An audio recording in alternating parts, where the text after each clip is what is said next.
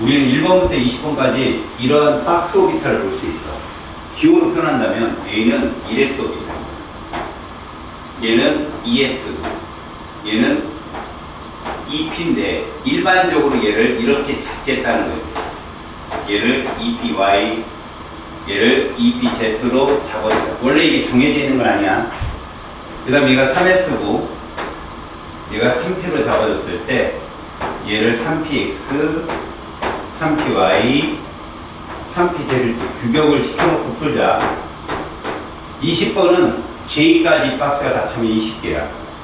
그때 우리는 오비탈의 양자수를 비교하잖아. 그럼 A라는 오비탈 1s는 주양자수가 1이라고 표현될 수 있고, 오비탈이야. 부양자수는 0이지. 이 L은 특히나 0 또는 1밖에 없다고 분명히 얘기했다. 그지? S 오비탈은 P 오비탈이지. ML은 방향성이 없기 때문에 없다는 건 0이거든. 오비탈의 표현을 우리는 이렇게 표현한다. 1s. 이거를 1빵빵이라고 표현한다. 박스. A의 주소지는 1빵빵인 거야. 그러면 B는 뭐냐? 그러면 역시 S 오비탈이니까 2빵빵이 되는 2빵빵. 이건 2s로 표현되고. 그럼 C는 주양자수는 2인데 얘가 1이야. P 오비탈이다. 그 다음에 저기를 마이너스 1로 잡고 이걸 우리는 2px라고 쓰면 된다라는 거예요. 이렇게. 그 다음에도 주양수 2고 P 오비탈이고 그 다음에 얘는 0이다. 얘 가운데니까. 그리고 얘를 2pz라고 y라고 표현한다. 이렇게. 다음에 얘는 2, 1, 1이 되겠죠. 얘는 1. 그죠? 그 다음에 얘는 2pz. 나머지 똑같아요. 주양자수만 바뀌면 되겠죠. 얘는 3s니까 3빵빵이에요. 이렇게. 그 다음에 G는 3이면서 P 오비탈이면서 PX니까 이렇게 표현되겠다. 오비탈의 지수가. 그 다음에 얘는 3, 1, 그 다음에 0으로 표현되며 얘는 3pz로 쓰자. 이렇게. 그 다음에 3, 1, 얘는 1이면서 3pz로 표현하자. 이런 식으로. 그 다음에 4, 0, 0으로, 그 다음에 4s, 이렇게 표현됩니다. 자, 표현 알겠죠? 박스적인 표현과 오비탈의 표현입니다. 에너지 준위를 비교 전에 수소는 전자가 하나뿐이기 때문에 요건 성립하는데, 요게 다 어떻다? 같다는 거죠. 이렇게. 그죠? 그 다음에 3s, 그 다음에 요것들이 다 같습니다. 그죠? 그 다음에 4s. 물론 여기는 얘까지 같이 써주면 좋아요. 3t까지도 같이 에너지를 취급합니다. 다전자는요, 주양수만큼 에너지 높은 건 당연한데, s보다 p가 더 높이. 얘들은 같은 에너지니. 자, 3s보다 3p가 높다. 같은 에너지니. 그 다음에 4s. 요 뒤에 3d가 들어오게 됩니다. 이런 식으로요. 에너지 비교됐죠? 이렇게. 이건 싸움의 규칙으로서 전자를 이렇게 채우겠다. 이런 말씀입니다. 아셨죠?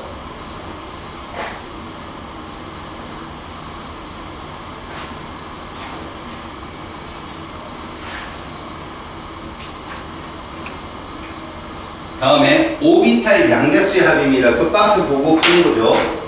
m 플러스 l 이렇게 써 있으면요, 주와 부를 합친 건데 일단 1, 2, 3, 4밖에 없다는 거 명심하시고 이거부터 쓰세요. 어차피 애들이야 1빵, 2빵, 3빵, 4빵이니까 이렇게 쓰겠죠. 이제 어디가 중요하냐? 바로 여기입니다. 바로 여기에 누가 들어온다? 3p가 들어온다. 소리 2p가 들어온다. 2, 1이니까. 맞지? 그 다음에 여기 누가 들어와요? 3p가 들어옵니다. 그럼 무슨 얘기냐? m 플러스 l은 1s다. 그럼 누구만 들어온다? A. A 박스 하나가 들어온다는 거죠. 얘는 B 박스가 들어옵니다. 그 다음에 여기가 C, D, E가 여기 있다네요. 그 다음에 F. 알겠죠? 그 다음에 G, H, I. 여기가 J가 들어온다. 이런 뜻이에요. 그러면 n-l도 문제의 출제가 되거든. 그러면 n 플러스 l, n-l 모두 여기는 이것만 쓰세요. 어차피 더하나 빼나 얘들이 다 똑같겠죠. 그래서 이 오비탈 박스가 그대로 씁니다. A, B, F, J는 그대로 쓰시고요. 그 다음에 이제 중요한 게 뭐냐? 2와 1인 2P는 여기가 1이야. 여기가 2P거든. 여기가 3P거든. 알았어요? M 플러스 L은 3, 4가 중요하고 M 마이너스 L은 1, 2가 중요한 겁니다. 같은 놈이 두 개 있다는 거 명심하시고. 그래서 여기에 해당되는 애들이 누굽니까? CO, DO, E 박스고 얘는 G, H, I 박스가 되겠죠. 그런 식으로. 자, 여기에 오비탈 종류로 이제 M 플러스 L 플러스 ML까지 들어오게 됩니다. 그러면 1, 2, 3, 4 어차피 여러분 뭐예요? 1빵빵, 2빵빵, 3빵빵이니까 여기 그냥 이렇게 표현합니다. 여기까지 1, 2, 3, 4. 그럼 여기는 어때요? 마찬가지입니다. 얘들은 그냥 더하든 빼든 뭐 어떻게 하든 다 똑같아요. 얘들은. 그래놓고 이제 5가 중요한 거죠, 여러분들은. 자, 1에 해당되는 애는 누구냐? 그러면 A, 그 다음에 B, F, J는 써주시고, 그 다음에 이게 EP죠. C 위치를 멈춰요. 2, 1, 마이너스 1이야. 그래서 여기가 이거. 그죠? 2, 1, 마이너스 1이니까. 그러니까 얘는 누굽니까? C에 해당되겠죠. 그 다음 2, 1, 0. 여기가 누가 들어옵니까? Y가 들어오죠. 그래서 여기가 D. 2, 1, 1. 4가 들어오죠. 2가 들어오죠. 이런 식으로. 그 다음에는요. 3px는 어떨까요? 3일 마이너스 1이니까 여기가 3px죠. 여기가 3py고요. 여기가 3pz. 그래서 이쪽에서는 G, H, I가 요 위치에 포함합니다. 요 위치적인 표현. 알겠죠? 이해 갔어요? 다음에 우리 이거 빼고 EPX부터 봅시다. EPX는 2, 1, 마이너스 1이니까 결국 여기가 누구다? EPX가 돼요. 알았습니까? 그리고 이거 써주면 되죠. C. 그럼 여기가 뭐예요? EPY. 여기가 EPZ. 이런 식으로. 그 다음에 여기가 3PX겠죠? 3PY고 3PZ가 되겠죠. 이해 갔어요? 이런 식으로 써주는 거죠. 그래서 여기다는 그냥 오비탈 박스만 써주시면 됩니다. 일본은 A, B, F, J 봤더니 이런 거예요. 어떤 규칙성이 있나 봤더니 서로 1 차이가 나더라는 겁니다. 이런 식으로 얘도 이렇게 어디가 순서 잘 알아두고 독특한 거 하나 정도 외워두고 아 얘들은 저 규칙성에서 이렇게 나오겠다 이해 갔어요? 오케이. 자 여러분 여기는 지난 시간에 다 썼죠? 기억나요? 여기 다 썼어요. 자 이제 그럼 우리가 여기 채워봅시다. 여기 처음 오는 게 숙제였죠? 하면서 복습을 한번 하자. 문제를 풀다 보면요 뭐 전자배치라든가 이런 것들은 여러분들이 다 풀 수 있습니다. 싸움의 규칙을 따르느냐 안 되느냐. 근데 실제로 뭐 홀전자수 얘는 뭐예요? 1, 0 특히 여기 외우듯이 아주 중요한 종입니다. 몇 쪽이에요? 여기가?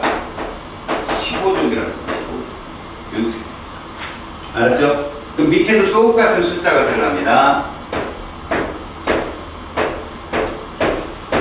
그 다음에 여기가 자 이렇게 봅시다. 중요하게 봐야 될 거. 홀전자수 최고값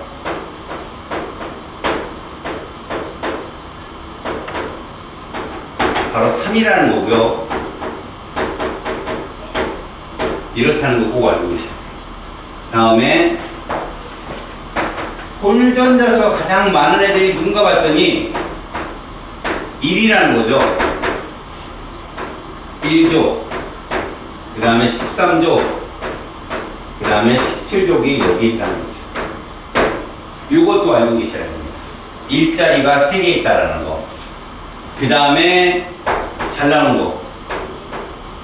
홀 전자수가 2인 걸. 2인 애들은 15족의 좌우죠. 이런 애들이겠죠. 이렇게. 자, 그러면 홀 전자수가 1인 저 세 개를 어떻게 구분할 것인가? 예를 들어 그런 거죠. 전자가 채워진 오비탈이 최대로 많은 것, 이런 게 셋 중에 17주기겠죠. 2주기면 5개, 3주기면 9개로. 그죠? 그렇게 구분을 할 수 있다는 거. 그 다음에 홀 전자수 2개의 14속과 16종을 어떻게 구분하냐, 오비탈적으로는요. 전자가 모두 채워진 오비탈이 많은 거죠. 탄소는 2개밖에 안 됩니다. 1s2, 2s2. 근데 산소는 어때요? 1s2, 2s2, 그럼 P 하나가 더 있지. 그죠? 뭐 PX에 채워지든 PY, PZ 어디에 채워도 상관없습니다. 다음에 전자가 채워진 오비탈 수를 보면 이건 뭐 혼자 채워지든 2개 채워지든 상관이 없죠. 이렇게. 그때 여러분 요거 외우라고 했어요. 3하고 4. 유일하거든요. 그죠? 나머지는 뭐예요? 자, 10번은 박스가 5개가 켜졌는데 여기가 15주기라는 거 명심하시고, 그래서 실질적으로 여러분들이 봐야 될 건 여기죠. 얘들은 유일무이한 값이다. 13족과 14족 잘 관심 있게 봐두십시오. 그 다음에 여기 66이고요. 그 다음에 여기가 999족. 요렇게. 여기 10, 10이고. 유일하게 얘들은 요 8호 7, 8이 여기 합니다. 그래서 중소. 알겠습니까? 탄소. 알루미늄. 규소. 알아두시고. 66도 시험에 잘 나옵니다. 66. 11번, 12번인데 홀전자수가 0이면 12번, 하나면 나트륨, 이런 식으로 교차된 정도로 시험에 출제됩니다. 전자가 모두 채워진 오비탈은요, 얘들은 나오지도 않아요. 하나, 하나, 둘, 둘, 둘, 둘, 이런 식으로. 그러다가 3, 4, 5, 이렇게. 그러니까 적어도 15조까지는 2조부터 15조까지는 둘둘둘둘이에요. 그러다가 16조부터, 알았지? 16조부터 17조, 18조로 가면서 여기서부터 커진다는 거죠. 흠집이 집행이 돼요. 그럼 나머지 마찬가지겠죠? 6, 목소리 5조 5, 그대로 5, 그 다음에 여기가 6, 6, 6, 6, 그 다음에 여기가 7, 8, 6. 이런 식으로. 황, 그 다음에 염소, 그 다음에 아르곤. 그 다음에 여기 또 9, 10. 10도 유일무이하죠? 80. 이런 식의 규칙성을 좀 봐주세요. 알겠죠? 아! 벌써 오물만 2개째다. 아이고 아까워라. 너무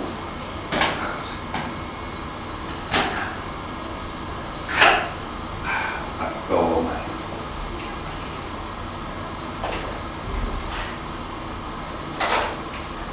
자, 여기 규칙성 지난 시간에 했지만, 원자과 전자수는, 여러분 원자과 전자수는 우리가 보통 1, 2, 3, 4, 5, 6, 7, 0.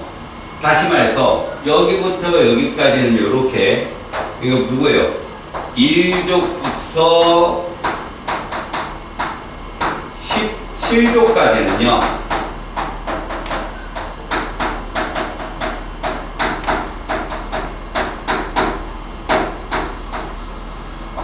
최외곽 전자수가 원자과 전자수였다고.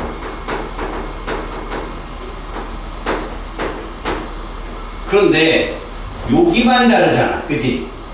요거만 다르잖아, 요만. 얘는 최외곽 전자가 2 내지 8이겠지만 그치? 원자가 전자수는 6이다. 자, 우리가 알고 있는 게 헬륨. 그 다음에 10번 네온. 18번 알고 요 셋. 이들의 최외곽의 전자의 숫자는 하면 둘, 여덟이지만 원자과 전자수는 얼마다? 다 0이다. 원자과 전자의 숫자는 모두 이렇게 표현된다는 거죠. 기억났죠? 자, 그 다음에 여기에 홀전자수를 대입해 볼게요. 홀전자수. 이건 원자과고요. 원자과 전자의 숫자고요. 여기 홀 전자의 숫자는 1, 0, 1, 2, 3, 2, 1. 그 다음에 0이죠. 18도. 그래서 이들의 차값을 보면 저기 데이터에 여기서 그를 빼니까 요게 0, 2, 2, 2, 2 얘가 4, 6 그리고 됐죠? 실제로 16족과 17족이 특징이 있어요. 16족 특징. 얘들은 주기상 똑같습니다. 얘들은 어차피 1에서 1 빼니까 0이잖아요. 그쵸? 1족은 0입니다. 그래서 얘들은 다 성질이 똑같죠. 그 다음에 얘들 두골은 18족 0이겠죠. 둘. 얘는 얼마겠습니까? 역시 마찬가지입니다. 똑같아요. 어디만? 얘만. 여기만 다르다는 거 명심하시고. 됐죠? 여기까지? 이 주문 더 많이 나와요. 자, 그 다음에 S오비탈분의 P오비탈 전자수. 이때 특징 뭐였죠? 잘 들으세요. 이 S오비탈은요, 모든 주기에 들어있기 때문에 이게 주기랑 같은 말이에요. S오비탈의 수는 주기랑 같아요. 그러니까 1주기는 S오비탈이 하나 있고 2주기는 2개 있고 이런 뜻이겠죠. 그래서 얘들은 어차피 P오비탈이 없으니까 다 0이겠죠. P오비탈이 없으니까 어차피. 그 다음 자 분모를 잘 보라고. 분모 4분의 1 4분의 2 4분의 3 4분의 4 4분의 5 4분의 6 이렇게 된다. 분모가 다 얼마야? 4죠. 왜? 요 4라는 숫자는요 2주기니까 S오비탈 수가 2개예요.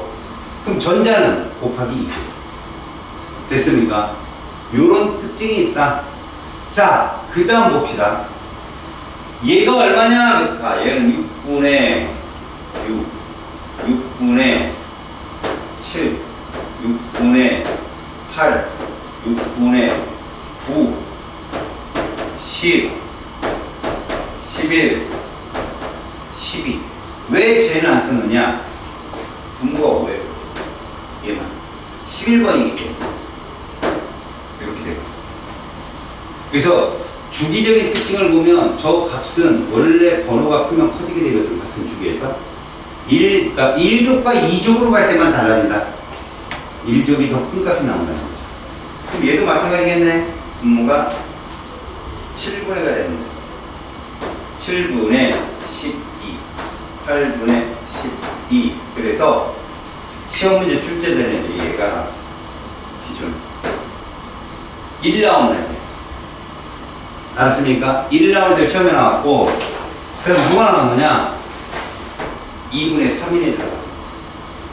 2분의 3인. 요즘에 얘까지입니다. 2분의 3인. 이해 갔습니까? 저렇게. 저는 특징 꼭 알아두시고요. 알았어요? 동그라미 친애들 꼭 알아두시고, 이 S오비탈 수분의 P오비탈 수가, S오비탈의 전자분의 P오비탈의 전자수가 제일 큰 애가 누구냐? 알아보니 2가 최대값이 2가 최대. 이해 갔죠? 다음, 오비탈 수는 어차피 주기가 오비탈이니까 얘들이야 0을 때리고 있다. P오비탈이 없는 애들은 0을 때리고 있다. 분모가 다 이거라는 거예요. 2분의 2주기니까 다 2분해요. 2주기니까 2분해. 얘는 1, 얘는 2, 얘는 3, 그 다음에 3, 그 다음에 3, 그 다음에 3. 똑같아요. 알았어요? 다음. 얘들은 다 보겠어? 3분해겠죠. 왜? 3주기니까요. S오비탈의 숫자가 똑같을 겁니다. 3분의. 얘는 뭐예요? 3이 되겠죠. 그죠? 얘도 뭐가 되고요? 3이 되고, 그 다음에 3분의 했는데, 그 다음부터 늘어나는 거 4, 5, 6, 그 다음에 6, 6, 6. 이렇게 되겠죠? 그 다음 얘들은 4분의 4분의고요. 똑같아요. 6, 6. 자, 그렇다면 보여지는 거 이거 나오죠. 여기 나오겠죠. 1 떨어져. 알았니? 저런 것들이 보여진단 말이야. 알았니? 그러니까 저거 값이 2배인 값 이런 거 있는데 잘 봐봐라. 지금 노란 박스가 다 1이다. 참 얘들이 다 얼마인가요? 2짜리거든. 1대 2인 관계 이런 것들을 찾을 줄 알아야 돼. 근데 그때마다 외울 수는 없고 규칙성으로 찾으면 됩니다. 이해 갔죠? 자, 여러분. 마지막 하나만. 정말 단순한 건데 니들이 당황해서 틀리는 거예요, 여러분.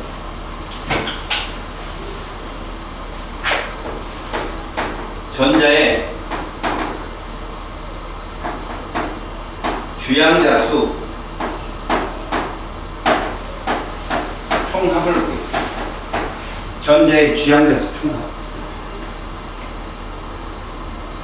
자, 무슨 말이냐면 전자의 주양자 수 총합이라는 건 자, 1번 수소의 전자 하나는 주양자 수 얼마예요? 1입니다. 1주기니까. 그래서 얘는 1이에요. 주양자 수 총합이에요. 알았습니까? 2번 헬륨 얼마일까요? 2입니다. 2번이니까 2죠. 자, 문제는 이겁니다. 이게 몇 주기냐고? 1주기냐? 3번 리듬 얼마일까? 됐나? 1껍질에는 전자가 2개 들었잖아. 2껍질에 하나 들었지? 주양수 총합. 1껍질에 하나 들면 주양수가 1이잖아. 1껍질에 몇 개가 최대야? 2개. 그러니까 2지. 3껍질부터는 주양수가 2라고. 그럼 1 더하기 2, 3이다.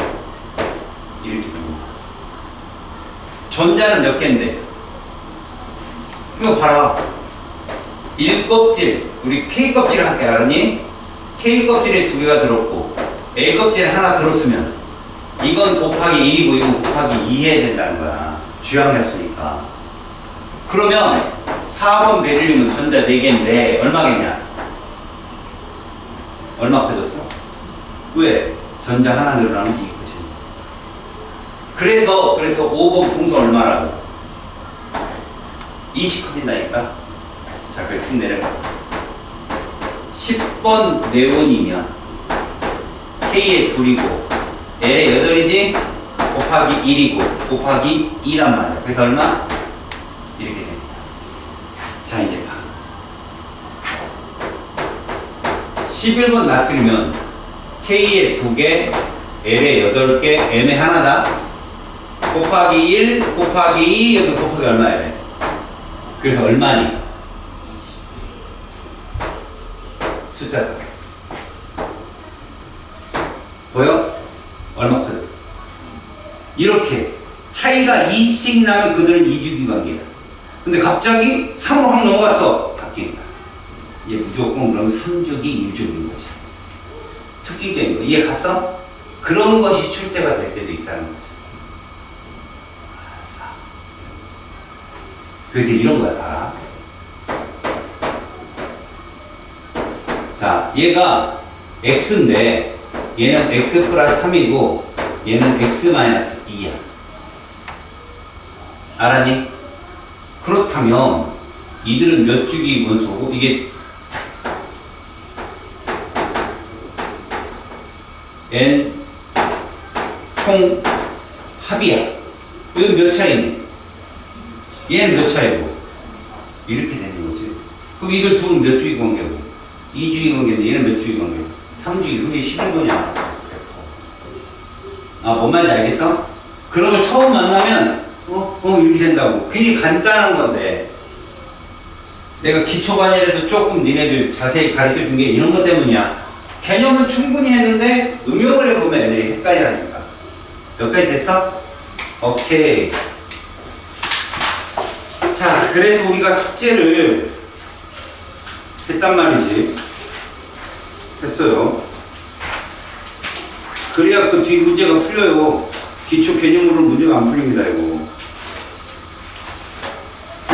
자, 페이지 어디까지 했죠, 여러분들? 우후. 다 했네. 이렇게 할까? 다 했어요. 전자배치 규칙성까지 다 했고. 자, 페이지 88쪽으로 잠깐 가볼래요? 뭐 있냐면 여러분, 거기에 이온이 있어요, 여러분. 이온. 자, 여러분 이거부터.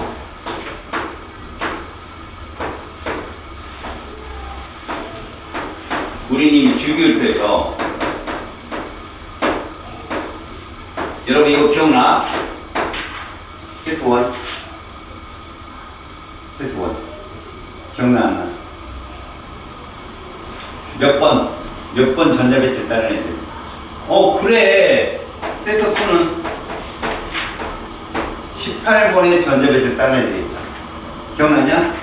그러면 이걸로 본다면 우리가 이렇다는 얘기야. 잘 봐라. 1S의 둘.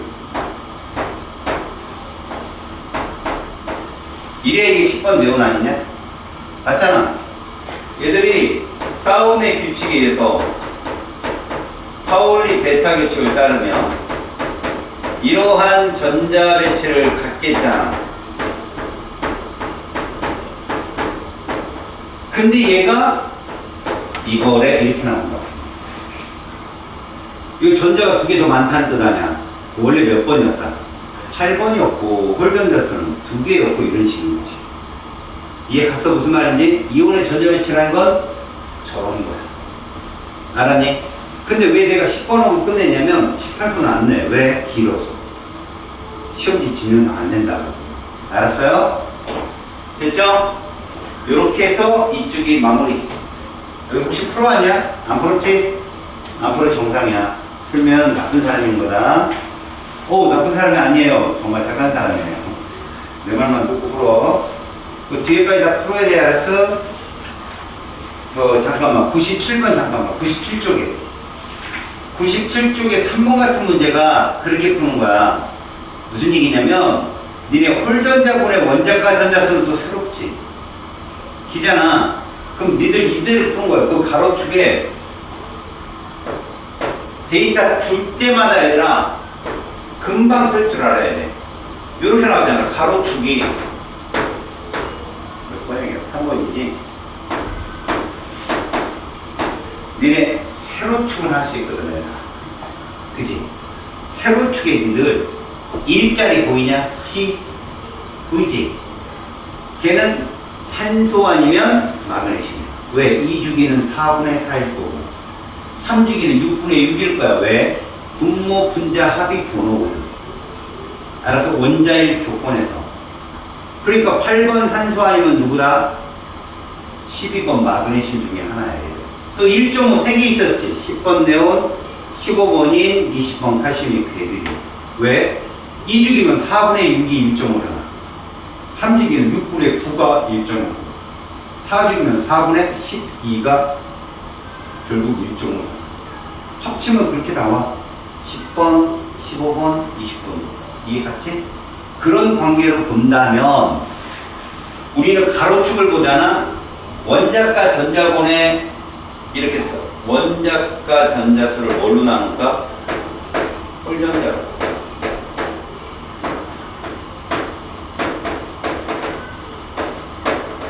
그럼 이거 적어. 이거고, 그 다음에 얘가 뭐예요? 1빵 1, 2, 3, 2, 1, 0. 그래서 이거 얼마냐? 1. 이건 이거죠. 0분의 2가. 그죠? 얘는 3, 얘는 2. 나눈 거잖아. 나눈 거. 정수화 되는 게 이런 거야. 얘는 3분의 5고 얘는 3. 이거거든. 그러면 이런 거지. 1, 2, 3이잖아. 얘는 1족, 얘는 14족이구나 라고 딱 찍고 들어가는 거야. 그러니까 거기서 1에 해당하는 애들이 누구고, 보통 1족이고, 그 다음 2에 해당하는 A 같은 애들이 14족에 해당되는 애들인 거지. 그죠? 14족에서 S오비탈의 전자분의 P오비탈의 전자수 2죽이면 4분의 2로 들어가죠. 6번이에요, 그럼 6번 3. 왜 3죽이는 안 돼요? 6분의 3이 있어야 되는데, 그럼 안 나오잖아요. 거기는 2분의 1이 안 나와. 알았지? 그 다음에 3에 해당되는 애들이 되게 많네요. 그죠? 그러면 13족일 수도 있고, 16족일 수도 있는 거예요. 알았죠? 그러면 일단 여러분, C는 누구 해당될까? 2족이 없잖아요, 여기에. 얘는 8번 한국을 하겠고, 마그네슘은 아니니까.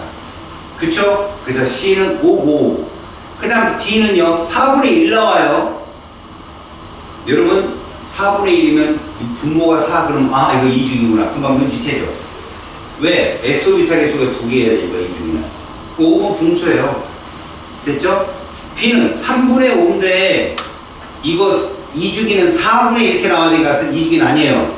그럼 이거 뭐로 바꿔요? 6분의 1로 바꿔요. 6분의 10, 16분 확률이에요.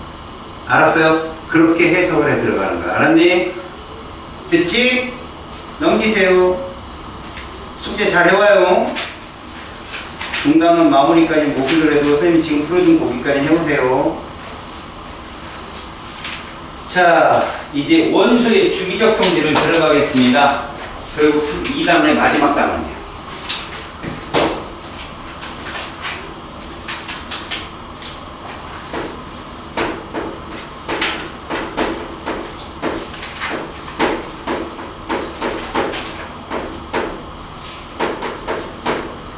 자, 원소의 주기적 성질을 되게 많이 배울 건데, 뭐 한 4개를 배워요. 이 장에서는 일단 주기율표를 먼저 배우고, 근데 주기율표 우리가 계속 해왔던 거니까 뭐 되새긴다고 생각하고 보겠습니다. 그리고 나서 원소들의 화학적 성질은 둘째 치고, 그냥 물리적인 성향이 어떤 것들이 어떤 거냐, 비교값이 어떻게 변하는 그런 것들만 파악을 할 겁니다. 그래서 첫 번째 주기율표를 먼저 보는데, 자, 여기까지 했으니까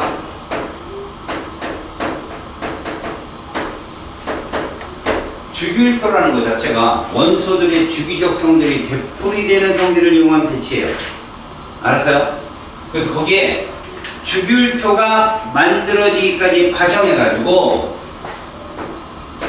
주기율표 과학사가 있죠. 변천사예요, 변천사. 변천사. 여러분들 이렇게 알아두십시오. 첫 번째, 두 번째, 세 번째, 네 번째. 이 두 번째가 학교 교과 과정에 자꾸 알려줘요. 자, 그게 뭐냐? 첫 번째, 베베라이너.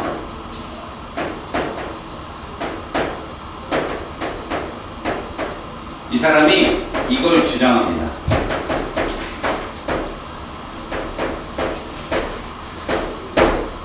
세 개씩 화학적 성질이 비슷한 꾸러미로 나왔다는 이 사람이 최초로. 세 개씩. 그러니까 이 사람의 세상 원소설의 특징은 어떤 거냐? 이런 거라고 볼 수 있어요, 여러분. 예를 들면, 자, 리튬이 있어요, 리튬이. 그 다음 나트륨이 있어요. 그 다음에 칼륨이 있는데, 얘가 원자량이 7인 거지. 알겠어? 얘가 원자량이 39인 거지. 됐지? 자, 얘들아, 7하고 39 더하면 얼마야? 46이지? 그걸 2로 나눠봐. 얘가 23 나오더라는 거야. 이 새쌍원소들. 이들이 이런 성질이 있더라. 이 새쌍원소. 얘들은 비슷한 성향에, 그 다음에 비슷한 원자량의 증가값, 이런 것들. 근데 그 당시 되베라는 시대에는 원자량이 없었어요, 얘들아. 알겠냐? 그러니까 저 사람이 묶은 건 사실 이런 거야. 세상이 이렇게 요즘 시대를 해석하면 이 세상은 이렇게 해석하면 좋아. 동족원소구나. 원자과 전자수가 어떻다? 동일한 애들이구나. 그럼 화학적 성질이 동일할 거 아니야. 아, 이런 애들이 묶은 거야. 근데 왜 세상일까? 그때 당시에 발견된 원소들이 얼마 없었어요. 그래서 저렇게 묶은 거죠. 그 세상에 포함 안 되는 애들도 있고. 그 다음 뉴렌즈라는 과학자예요. 뉴렌즈라는 사람은요, 이때 되면 이제 원소들이 좀 더 많이 발견됐겠지. 이들을 가만히 보니까 8번째마다 주기적 성질이 나타나더라는 거예요. 8번째마다. 알겠죠? 8번째마다 이것들이 주기적 성질이 쭉 나오더라. 알겠습니까?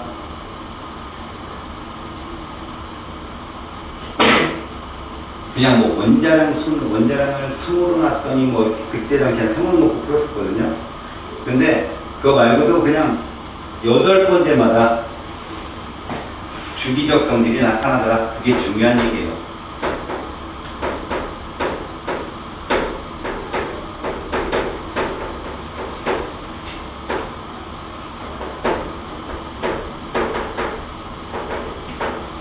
이렇게 원소가 좀 더 많이 발견되었습니다.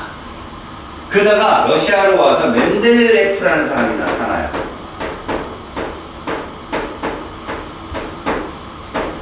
이 사람이 질량수 순으로 얘를 놓기 시작합니다. 알겠어요? 근데 그게 이제 원자량 순이라고 어떤 식의 질량수라고 하고,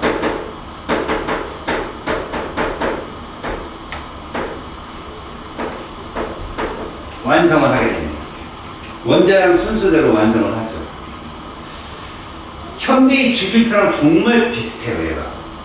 근데 하나 이제 오류가 생기는데, 어떤 오류가 생기느냐, 뭐, 아르곤과 칼륨 관계, 니켈과 코발트 관계, 이런 식의. 보면, 아르곤이 원자량이 더 커요. 40. 칼륨은 19구. 39구. 결론 뭡니까? 아르곤은 18번인데 40이고요. 그죠? 아르곤은 18번인데 얘는 19번인데 원자량을 비교하면 얘는 40이고 얘는 39야. 그러면 멘델레프는 원래 18번 자리에다 칼륨을 놨다는 얘기인데 18종 원소가 아니잖아, 칼륨이. 그지? 알칼리 금속이고. 저런 게 오류. 니켈하고 코발트도 마찬가지야. 코발트로 가면서 이제 얘가 갑자기 원자량이 적어져요. 니켈보다도. 알겠습니까? 그런 차이가 있다라는 얘기입니다. 알았습니까? 됐어요? 그런 얘기입니다. 얘기인즉슨. 거기들의 얘기들이 그런 얘기입니다.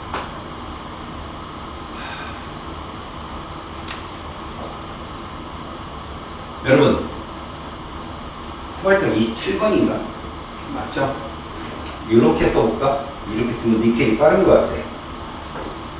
코발트가 27번이고요. 28번이 니켈이거든. 원자량은 코발트가 더 커요.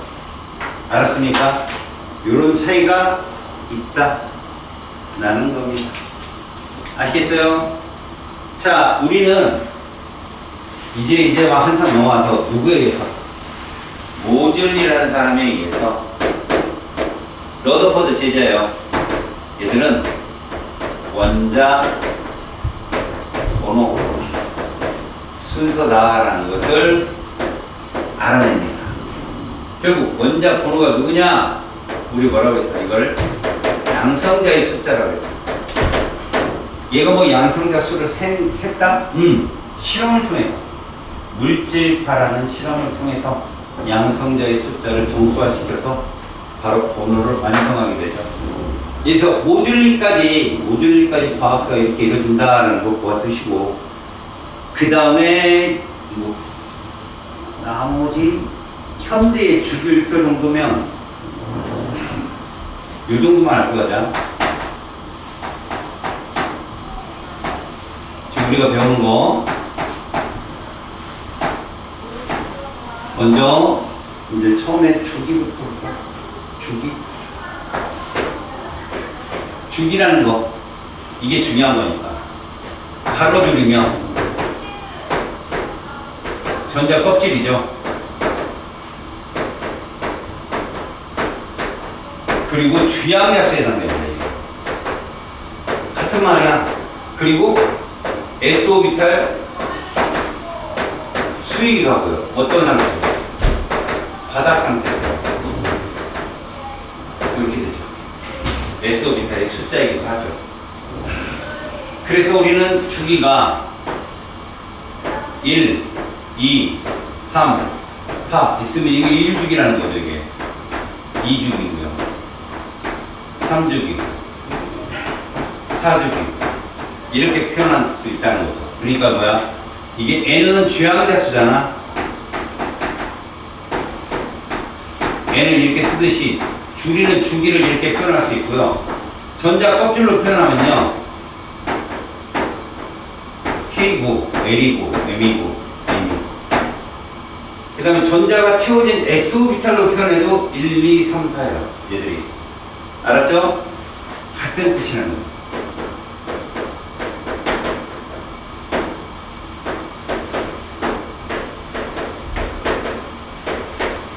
숫자도 이거라는 이런 식으로. 이게 주기적인 표현이에요. 하지만 전자 껍질이 동일할 뿐 화학적 성질로 논하면 안 돼요. 화학은 전자의 행위이기 때문에. 자, 두 번째. 족은 뭐냐? 세로줄이죠. 우리 이거를 원자과 전자수라고도 표현합니다. 그 다음에 이 족은 원자과 전자수적인 표현이지만 사실은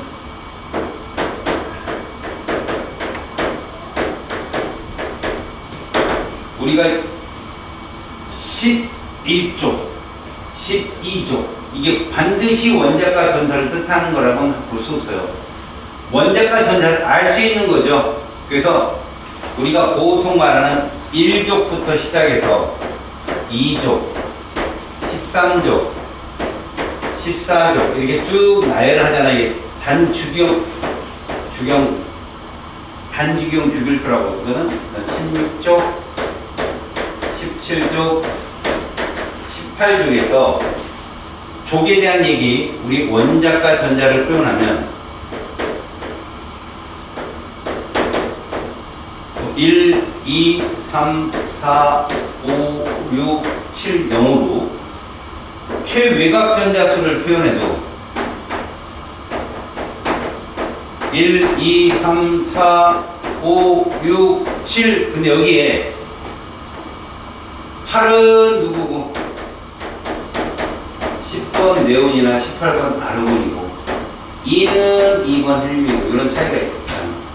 물론 둘 다 0이고요. 언제 같은 둘 다 0이죠. 이런 표현이 있었죠. 족이라는 건 그래서 원자과 전자수가 동일하기 때문에 화학적 성질이 동일해요. 화학적 성질이 동일하더라. 그래서 대표적으로 1족, 물론 누구 제외? 수소 제외. 이런 애들을 알칼리 금속이라고 부르고요. 알칼리가 염기성이라는 뜻이에요.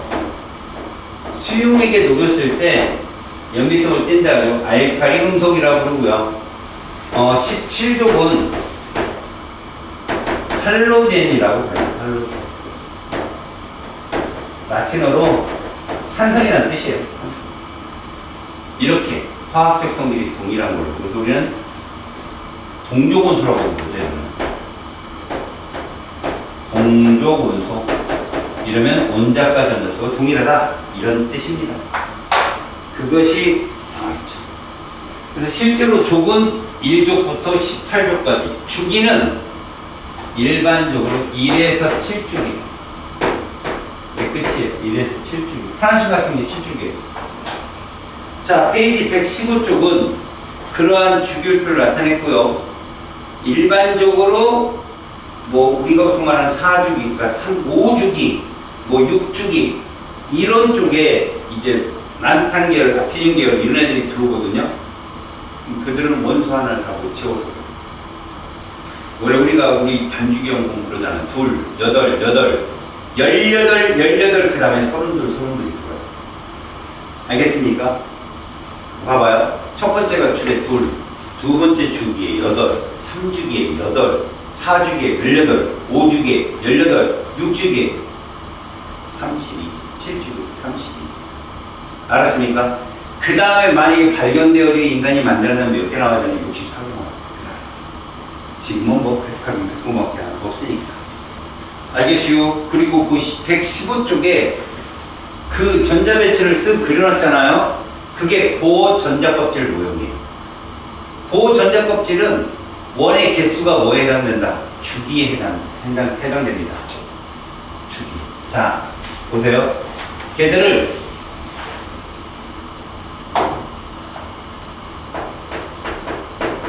이렇게 표현하잖아요.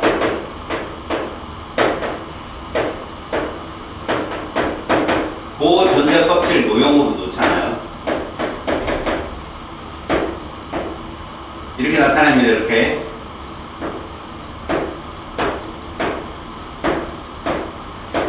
자, 원의 개수는요, 주기예요, 주기. 그 다음에 최외각, 전자수는 곧 조구를 알려주죠. 조. 그래서 얘는 2주기. 그 다음에 15조 원소가 되는 거죠. 또 하나, 전자의 숫자는 원자 번호죠. 왜? 원자니까요. 얘는 그래서 몇 번이니까 7번이죠. 7번. 이렇게 알려주는 거죠. 알았어요? 이런 게 바로 보호 전자껍질 모형이라고 할 수 있습니다. 같은 주기는 그래도 원의 개수가 똑같아요. 다음 116쪽으로 오세요. 자, 주기율이 나타나는 까닭에서 여러분 이 원자과 전자수를 뭘로 그립니까? 그렇게 세로축을 원자과 전자수로 놓고 가로축을 번호로 그리면 이들의 주기성을 볼 수 있어요. 그때 조심할 건 0이 되는 애들이 18조. 알았습니까? 0이 되는 애들이 18조. 다음에 원소의 분류 한번 보세요.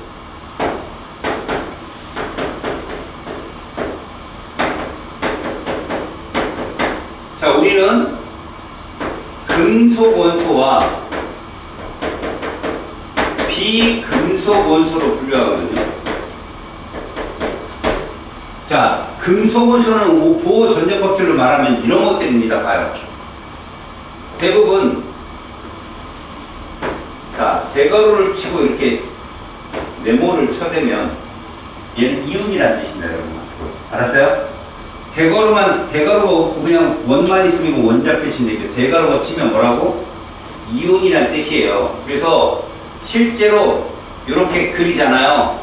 이게 금속 원소의 특징입니다. 알았습니까? 얘들은 하나같이 원래 원소는 3주기였던 거죠. 원래 원소는. 알았어요? 왜?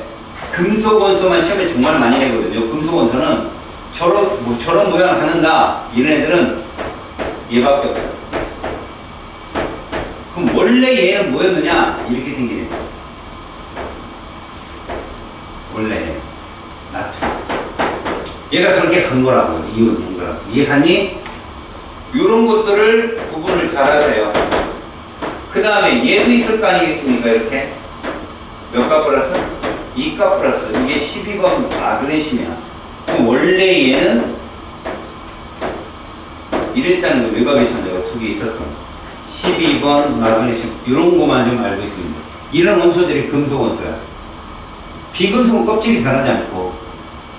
그래서 금속 원소가 1번부터 20% 몇 개냐? 7개가 있어요. 금속 원소가. 우리가 보통 3번, 4번, 그 다음에 11번, 12번, 13번, 그 다음에 19번, 20번이 우리 20번 안에 있는 누구다? 금속입니다. 금속. 7개. 알았지? 얘가 포함되면 이온결합이고 이런 건 되게 볼 거예요. 비금속은 1번부터 20번 사이 되게 많은 것 같죠? 아니요, 전체 원소를 보면 비금속은 되게 적어요. 금속이 우리가 저기 단죽에 쓰지 않았던 몇 쪽부터 몇 쪽? 3족부터 12족이 모두 금속이에요. 알았어? 그건 오비탈로 설명이 가능합니다. 3족부터 12족이 모두 금속이에요. 그래서 걔들을 합치면 금속이 훨씬 많습니다. 1번부터 20번 이렇게 되겠죠. 전화는 1, 2, 3만 외워두세요. 플러스 1가, 플러스 1가, 플러스 3가. 이런 식으로. 비금속은 어때요? 비금속은 뭐 말 그대로 비금속 원소인데 얘들은 음이온대 성향이 더 강하고, 그럼 얘들은 나중에 공유결합하고 이런 것들은 그때 보고. 지금 비금속만 좀 잘 봐주세요. 금속이 이온이 되면 껍질이 사라진다는 거 확실하게 알아요. 알았지? 비금속은 뭐 껍질에 변화는 없습니다. 전자배치만 달라요. 알겠죠? 그래서 일단 금속 원소에는 대표적으로 이런 애들 무슨 금속이라고 해요? 알칼리라고 그러죠. 1족이니까.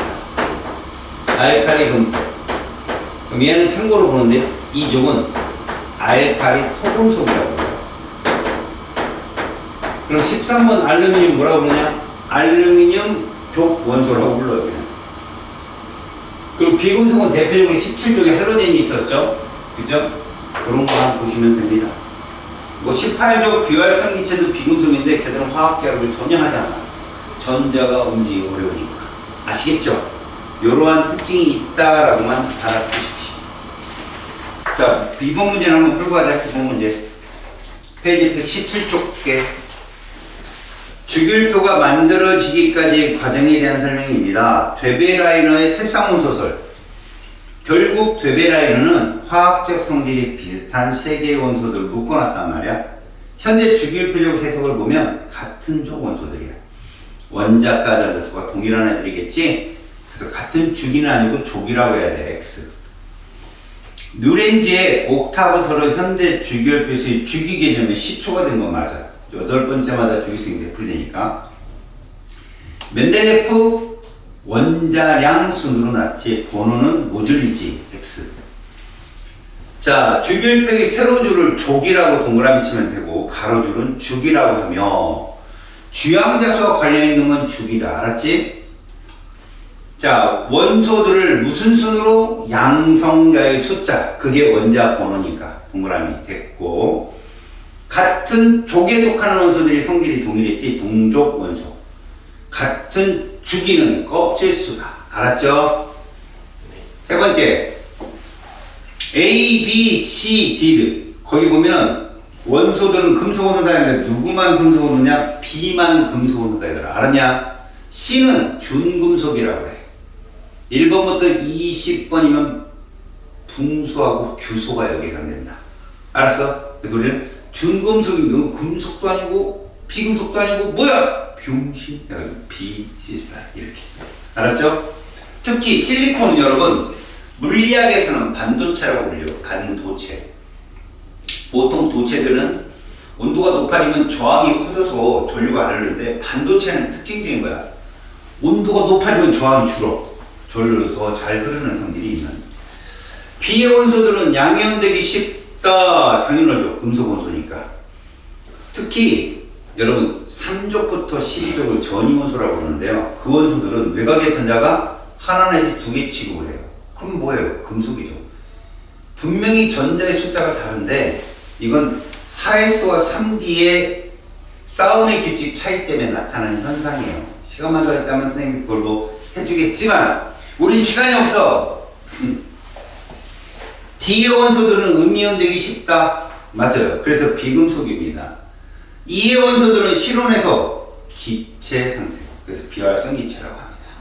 네 번째, 자 A는 우리가 뭐라고 부르니까 조심하세요 여러분. 1S에 둘, 그럼 이게 그냥 18족이에요. 1주기는. A는 헬륨이죠. 18주입니다. 이게 원자가 전자수 0. B 2주기 2조 이렇게 얘기하죠.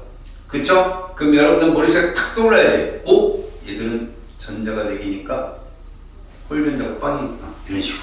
알았니?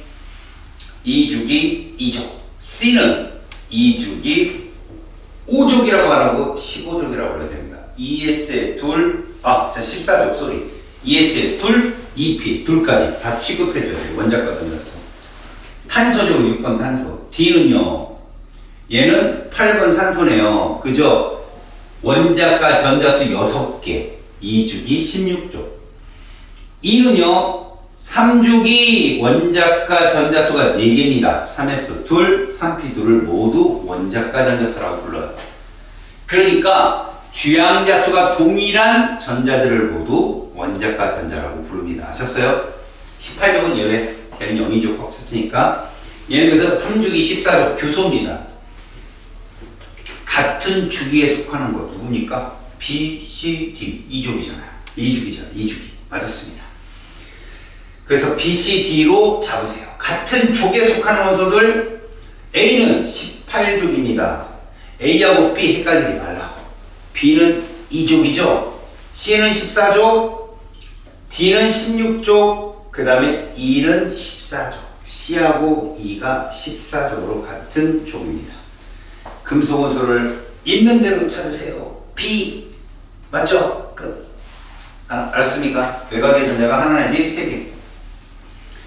붕소는 여러분 금속입니까? 비금속입니까? 걘 준금속이라고 해야 돼요. 알았습니까? 됐습니다. 넘기시고 숙제 잘 해오시고 페이지 124쪽을 보겠습니다.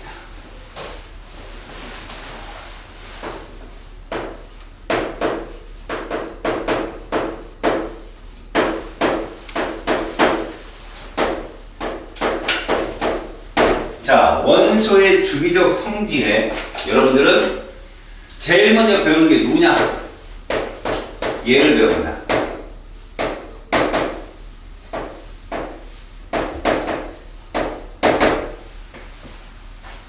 저게 뭐냐? 일단 여러분 이거부터 알아야죠. 이게 뭔데요?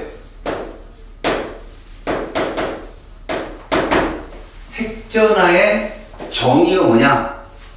핵 속에 들어있는 양성자가 갖는 전하량이에요. 알았어요? 핵전하가 뭐라고? 핵을 구성하는 양성자의 전하량이다. 그럼 곧 원자 번호가 커지면 핵전하 커지겠네. 맞네. 그지? 왜? 원자 번호가 양성자의 수다니까. 원자 번호 커지면 핵전하 커지겠네. 여기까지 됐지? 근데 앞에 유효가 붙는다? 유효라는 건 뭐지? 이걸 방해하는 효소가 있다는, 방해하는 요소가.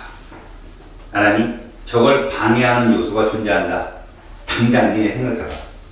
원자 번호가 커지면, 양성자 수가 커지면 뭐도 커진다? 전자의 숫자도 커지잖아. 그럼 전자끼리 못 얻은 게 반발력이 있잖아. 근데 그건 아무것도 아닌 거야, 정말. 전자 간의 반발력은 아무것도 아니야. 더 센 게 있다는 거지. 알았니? 다시. 핵 전하는 단순하게 적어야. 다시 말해서, 자, 양성자 수를 n이라 한다면 곱하기 x라 할게. 양성자 한 개 전하량이 있을 거 아니야. 이게 플러스 이거거든. 이거 607 곱하기 10의 마이너스 10승수로. 저게 유효핵전하야. 우리 그냥 저렇게 쓰기 싫으니까 뭐라고 했어? 1번은 플러스 1, 2번은 플러스 2 이렇게 했단 말이야. 근데 이거를 변화 줄 수 있는 값들이 바로 밑에 배우는 것들이야. 알겠냐? 그 첫 번째가 누구냐? 가려막기 효과야. 얘가. 자, 가려막기 효과가 뭔가?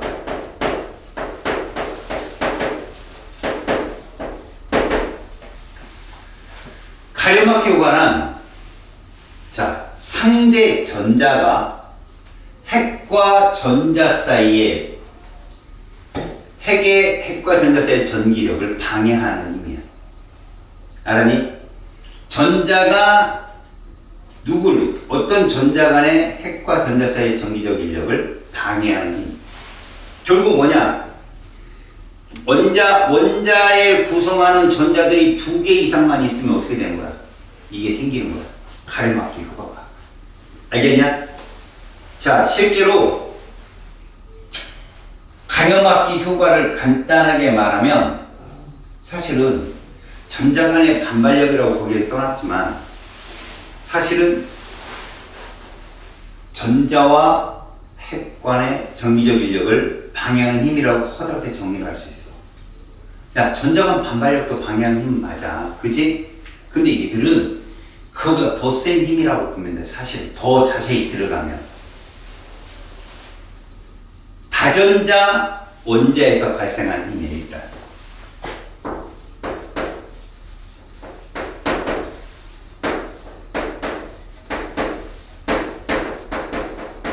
이건 그 무슨 얘기냐? 수소는 없어. 수소는 전자가 하나밖에 없잖아. 걔는 그냥 유효 핵 전화라는 말이 없어. 그냥 걔는 핵 전화야. 수소는 제외야. 수소. 2번 헬륨부터 있는 힘이거든. 그래서 이 스크린 이펙트라는 말을 쓰는데 전자가 핵과 전자 사이 인력을 차단하는 효과야.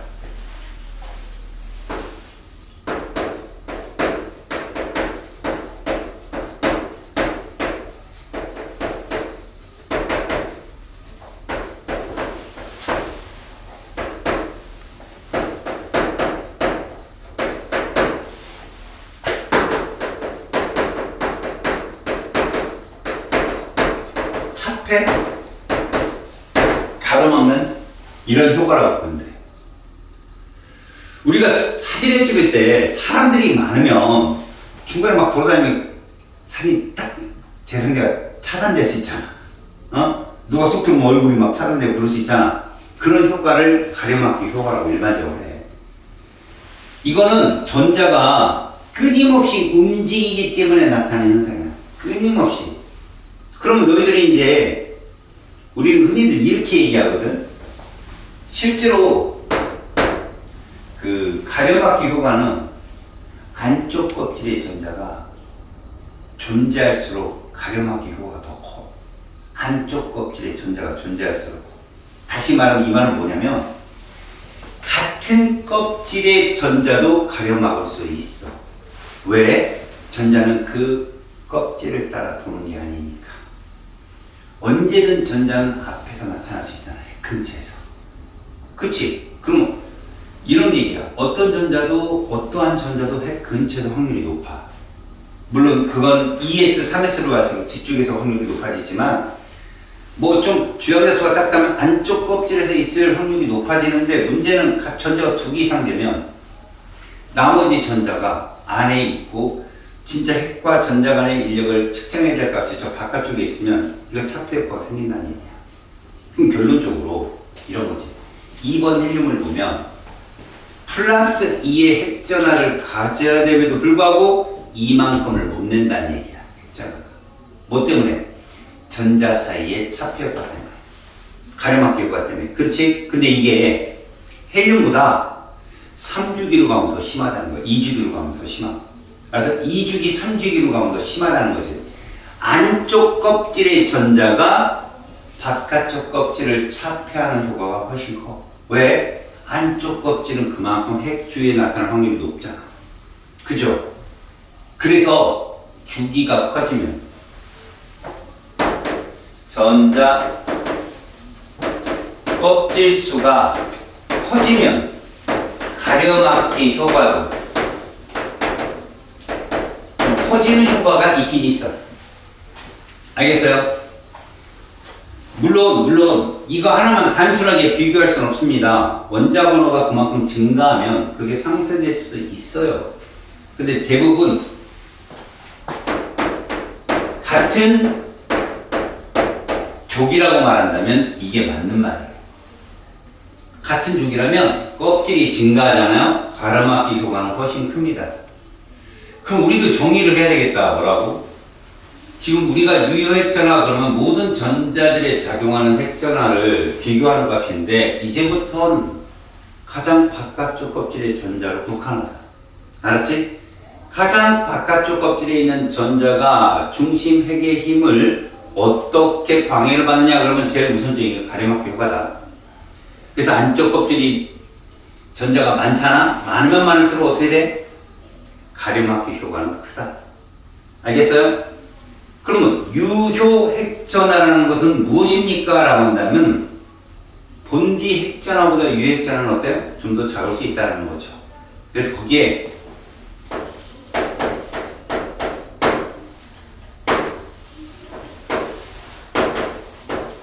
실제 핵이 전자에 작용하는 뭐예요? 핵전화라는 말이에요. 그게 유효 핵전화예요. 보통 진짜 이론적인 핵전화보다 무조건 어떻습니까? 무조건 줄겠죠? 전자가 실제로 느끼는 핵전화라는 거예요. 이론값이 아니라 생각해봐요. 1번보다 3번이 3배 크죠? 양성자가. 그럼 핵전화도 3배 큰 거예요. 그런데 유핵전화를 비교하면 3배만큼 크진 않아요. 크긴 큰 건 맞아요. 근데 3배만큼 크진 않아요. 알았습니까? 그런 게 유효 핵전화다. 쉽게 말해서 여러 가지 것들 필요 없이 봐요. 여러분. 자, 가로축을 같은 축이라고 할게요, 제가. 원자 번호 썼어요. 뭐, 여기부터 쭉 커지겠죠, 이쪽으로 할수록. 이제 선생님이 같은 축이라고 한 이유는 뭐냐? 안쪽 껍질의 전자가 동일하다. 알았습니까? 그러니까, 안쪽 껍질의 가려막기 효과는 거의 비슷할 때, 알았죠? 가장 바깥쪽 껍질에 원자 번호가 커진다는 건 전자도 증가한다는 거 아니겠니? 그랬을 때 상대값의 변화를 보라는 거예요. 자, 이렇게 그려놨어. 요 G라고 할게. 이게 뭐냐? 이론적 핵전화야. 그런데 이게 누구냐? 유효 핵전화야. 어쨌든 번호가 커지면 유효 핵전화도 커져. 근데 가만히 보니까 이 괴리감이 있지. 원자 번호가 증가함에 따라 이 값 있잖아요. 절대값. 이들이 차도 어떻게 되냐? 증가하더라. 알았어?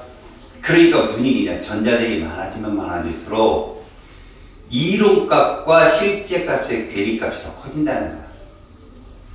알겠어? 전자가 많아지면 원자 번호가 커진다는 건 전자가 많아진다는 거잖아. 변수가 많이 생긴다는 얘기야. 그런데도 불구하고 왜 유효핵전화는 자꾸 커지느냐? 이런 것 때문에 그래요, 여러분.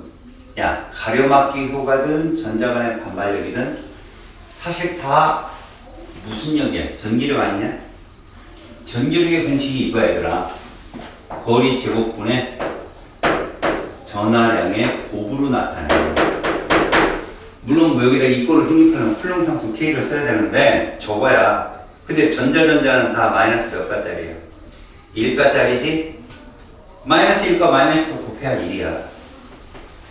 전기력에서는 플러스가 나오면 총력이라는 뜻이야. 밀어낸다. 마이너스가 나오면 인력이라는 뜻이야. 근데 잘 봐라. 전자들끼리 아무리 세도 거리 제곱은 거의 영향 못 주거든. 아무리 반발력이 있다 할지라도 1이거든. 근데 핵은 어때? 핵은 5번이면 5, 6번이면 6, 7번이면 7. 되게 커. 그럼 뭐야? 자, 5번 같은 경우라면 5번 같은 경우는 전자 간의 반발력은 1인데 중심 핵과 전자 간의 인력은 5야. 5 마이너스 5.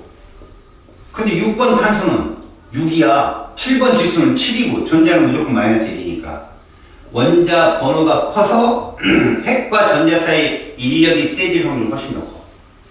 전자 간의 반발력은 계속 1이거든. 근데 얘들은 막 7번 질소는 7, 1, 8번 산소는 8, 1 이런 식으로 핵의 전하가 커지면 유효 핵 전하도 당연히 커질 수밖에 없다. 그런 얘기를 표현해 주는 거야. 알겠어요? 자, 그렇다면 유효 핵 전하의 주기성이라는 표현이 있어. 거기에. 알았어? 유효 핵 전하의 주기성. 얘는 이렇게 그냥 외워놔. 잘 들어봐.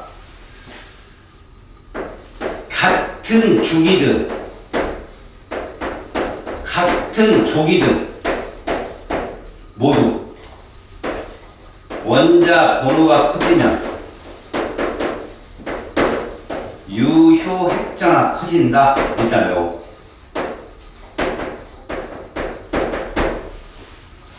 같은 주기가 됐든 같은 족이 됐든 원자 번호가 커지면 유효 핵전화 세져. 됐지? 근데 예외가 있어. 이 예외를 좀 기억해. 특히 얘를 잘 봐. 세트 1. 7번부터 13번을 잘 보란 말이야. 근데 7번이 빠져. 왜 빠지는지 좀 설명해 줄게. 8번 산소, 9번 플로리드, 10번 네온, 나트륨, 마그네슘, 알루미늄. 얘들아, 이 이론들을 누가 제일 세야 돼 했잖아. 13번이 제일 세야지. 근데 보니까 10번이 제일 세더라고요. 자, 봤단 말이야? 가로축을 원자 번호 적었다고? 자, 유효액전을 비교해봤단 말이야. 봤더니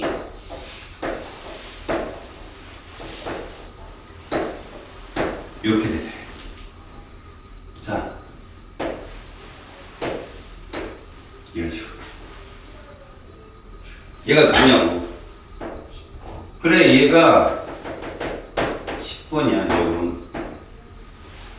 그 다음에 왼쪽이 9번, 8번, 산소, 질소, 플로린, 나트륨, 마그네슘, 알루미늄, 이런 식으로 되는 거야. 질소가 어딘 줄 알아?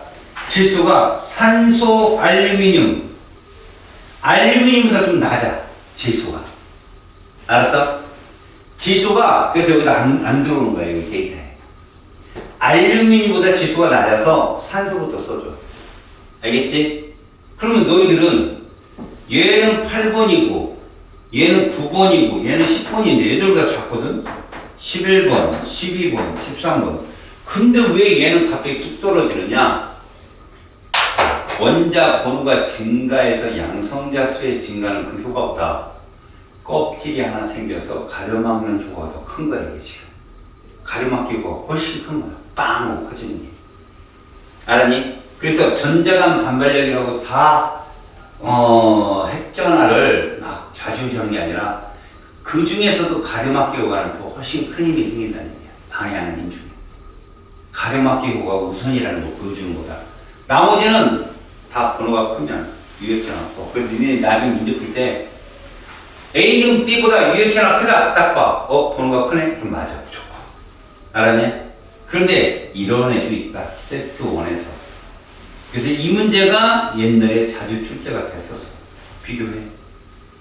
거기 밑에 124쪽에 데이터 보이지? 그 교재 한번 봐봐. 자, 8번 산소가 어디쯤 있는지 보이지? 9번 플로린, 10번 네온 보였지? 그 다음 나트륨이 어디 있어? 왼쪽에 자라로 뚝 떨어지지? 그지? 그 다음에 마그네슘, 알루미늄 됐지? 너네 알루미늄하고 질소하고 비교해봐. 누가 커? 알루미늄이 약간 크지? 그래서 질소를 안 내. 알았지? 세트 1에서는 산소, 플로린, 네온 이런 순서로. 이게 가니?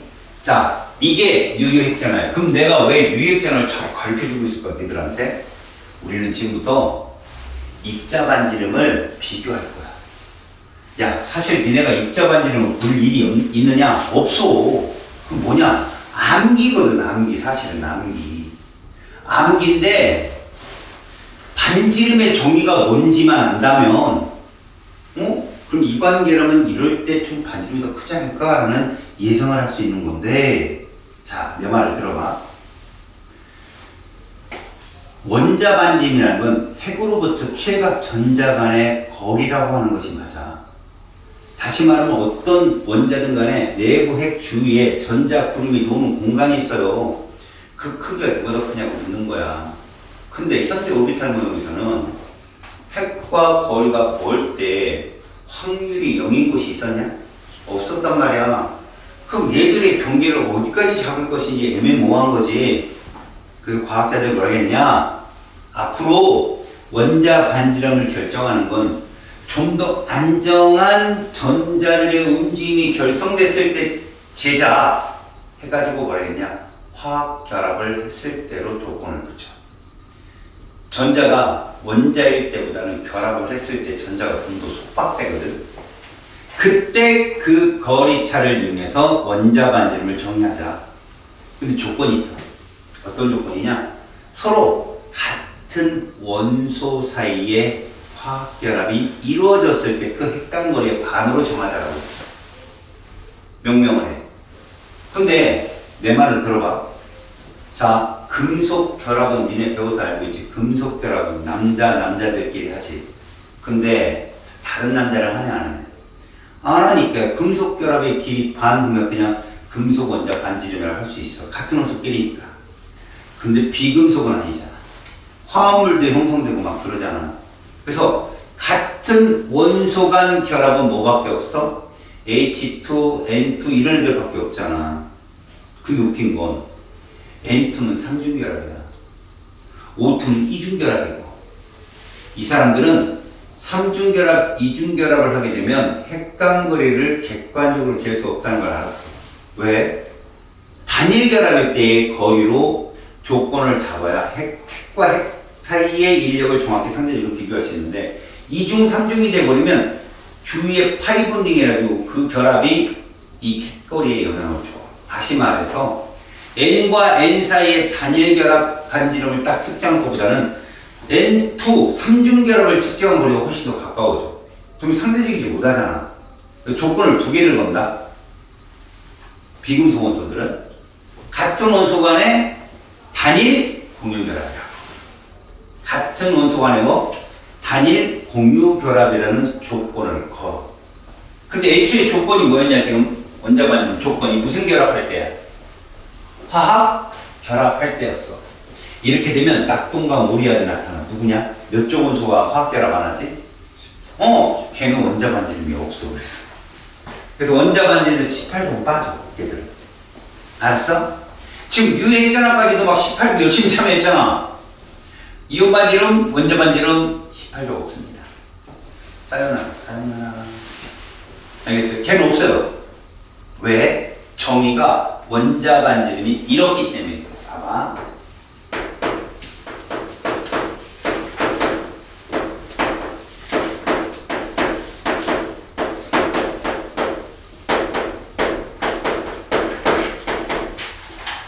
제일 먼저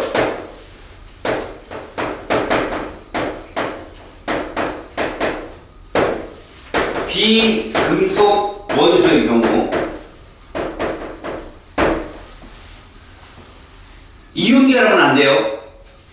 공유결합인데 같은 원소 간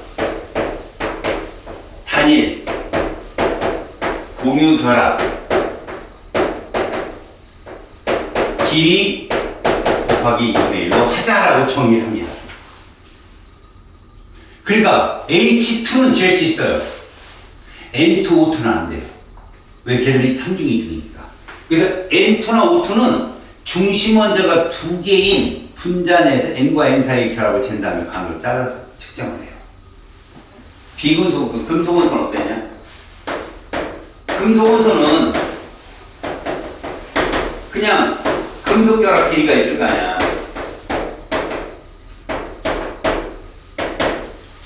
획간거리 2분의 1로 재면 됐어요.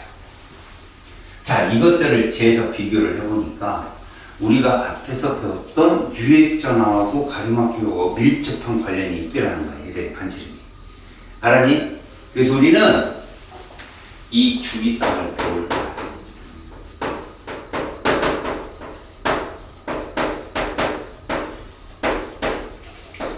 얘를 배울 거라고. 원자반지름의 주기성. 먼저 1번 같은 주기를 한번 볼게요. 같은 주기는 뭐가 동일한 거야? 전자 껍질이 동일하잖아. 그건 뭐를 의미하냐면 안쪽 껍질의 전자 가려막기 효과가 어떻다? 비슷하다고 놓고 푸는 거야. 안쪽 껍질에서의 전자들의 가려막기 효과가 비슷하다라고 놓고 풀었을 때 같은 주기는 무엇이 결정하나 봤어. 이거야. 원자 번호가 커졌더니 이게 커지더라는 거야. 당연한 거 아니야? 유효액자나 커지죠. 야, 유효액자나 커지면 유효액자는 양이야 음이야? 핵자는 양이잖아. 그럼 전자 땡겨 놔. 땡기지? 반지름이 줄어. 전자 고름을 세게 땡기니까. 그래서 원자 반지름이 이렇게 되더라고요. 이렇게 되더라는 거지. 어? 조건을 뭐를 잡았어? 가려막기 효과가 비슷하다는 조건이야. 이거 왜 이렇게 했냐?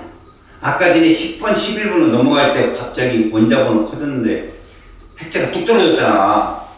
가려막기 효과가 우선하다는 거야, 얘들보다.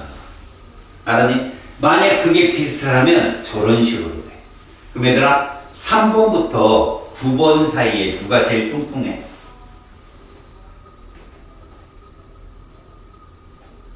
3번이 제일 뚱뚱하겠지. 9번이 제일 홀쭉해. 왜? 유효액자가 크니까. 전자를 세게 당긴다고, 구름을. 알았니? 그래서 원자 반지름이 이렇게 돼. 3번, 4번, 5번, 6번, 7번, 8번, 9번 오면 이렇게 돼. 이렇게. 특히 말이야, 1조금 말이야, 어마무시하게 커. 왜? 갑자기 주기가 바뀐 첫 번째 원소이기도 하고 가려막기 효과가 최대로 막 빵빵 굳을 때니까 3번은 어마무시하게 커. 3번 리튬 말이다. 얘들아, 밑에 125쪽 맨 밑에 자료만 봐봐. 맨 밑에 있는 리튬부터 플루린이 다 이주기지. 응? 이주기잖아. 너네는 뭘 봤어? 아, 리튬보다 베릴륨이. 베릴륨보다 누가? 붕소가. 붕소보다는 탄소가. 이렇게 반지름이 자꾸 주는 거 봤지? 근데 급격히 주는 게 어디야? 앞에 번호가 작은 애들이야. 3번에 4번, 4번, 여기 급격히 해주라. 그 다음부터 어떻게 했냐? 얄팍얄팍하게 줄지. 그러니까 무슨 얘기야? 막 주기가 바뀐 애들이, 알았어요? 그 빵빵하다는 거야. 가려막기 효과 하나 때문에. 여기까지 됐지? 자, 이제 봐봐. 이제 같은 족을 볼 거예요. 같은 족. 알겠어? 같은 족은 실제로 외곽의 전자수만 같은 거야, 아니? 최외곽의 전자수만 같은 건데 같은 족은 잘 봐. 원자 번호가 커지면 당연히 유액자라도 커지는 거 맞아, 알았니? 그런데 우리가 봐야 될 건 얘다. 얘가 커진다는 거지. 전자 껍질의 수가 커져. 그럼 가려막기 효과가 훨씬 세. 그래서 원자 반지름이 어떻게 된다고? 생각해봐. 유액전화가 세지는데 그 차폐 효과가 세기 때문에 전자 간의 그 반발력의 그 세기가 엄청나게 커져서 같이 커져. 생각 잘해봐. 원자 번호가 증가해. 유액전화가 세져. 핵을 땡기는 세지는데 차폐 효과가 더 세가지고 빵빵 커진단 말이야. 원자 반지름은. 그럼 이제 이런 거야. 단순하게. 야, 유액전화를 결정 짓는 우선순위가 가려막기 효과야, 유액전화야? 가려막기 효과야. 알았냐? 걔가 일단 크고 걔가 동일할 때 유액전화야. 그 다음에 원자번호. 알았니?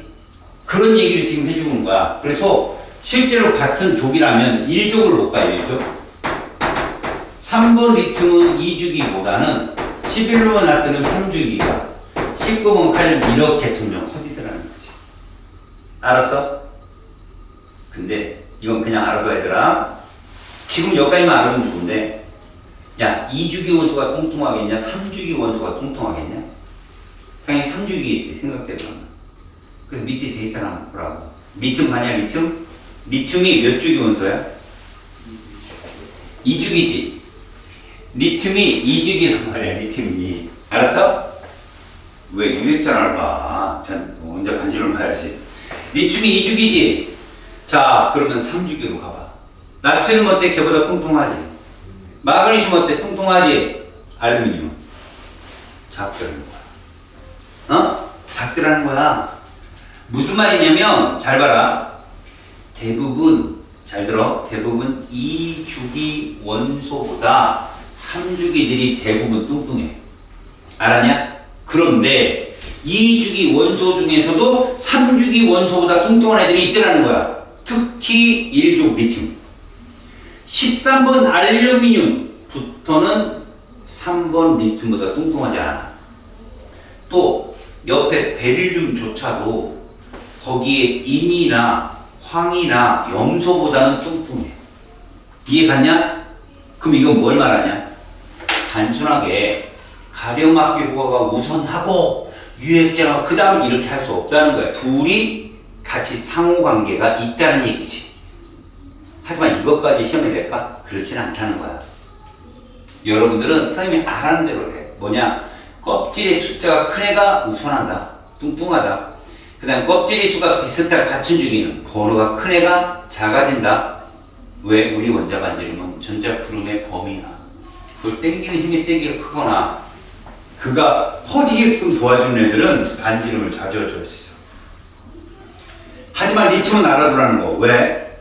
옛날에 한 번 나온 적이 있어. 한 번. 리튬이. 그러니까 마냥 이 껍질이 이 3껍질보다 반지름이 작아오는 아니라는 거지. 알았어? 자, 이제 같은 족까지 봤네. 자, 넘겨봐. 이제 이온 반지름 한번 비교해볼게.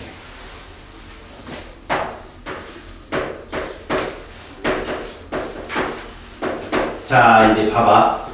첫 번째, 니네 금속이 이온화가 되면 어떻게 되지? 금속 원소가 이온화되면 전자를 1차.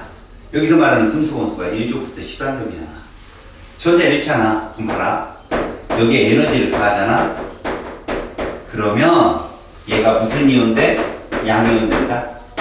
그리고 우리 전자를 잃어버려. 이게 금속의 특징이잖아. 맞지? 그럼 니네 앞에서 내가 그랬잖아. 세트 1은 10번 네온을 따라가니까 껍질이 2개지. 근데 3주기 11, 12, 13은 껍질이 몇 개였어? 3개였거든.